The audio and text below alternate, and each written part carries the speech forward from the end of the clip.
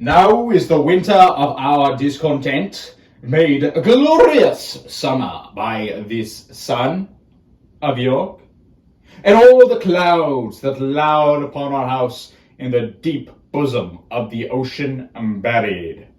Now are our brows bound with victorious wreaths, our bruised arms hung up for monuments, our stern alarms changed to merry meetings, our dreadful marches to delightful measures.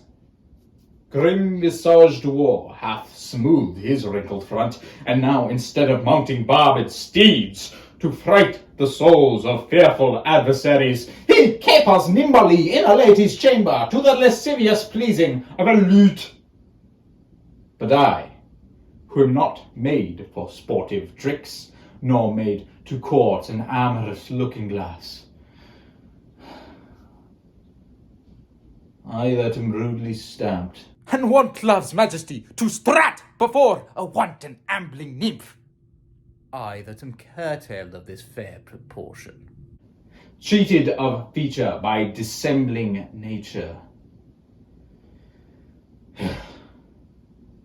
deformed, unfinished, sent before my time into this breathing world scarce half made up, and that so lamely and unfashionable that dogs bark at me as I halt by them. Why, I in this piping time of peace have no delight to pass away the time, lest to spy my shadow in the sun and descant upon mine own deformity.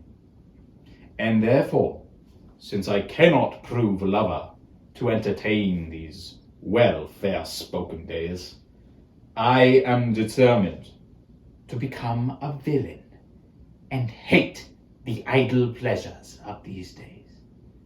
Plots have I laid, inductions dangerous by drunken prophecies, libels, and dreams, to set my brother Clarence and the king in deadly hate the one against the other.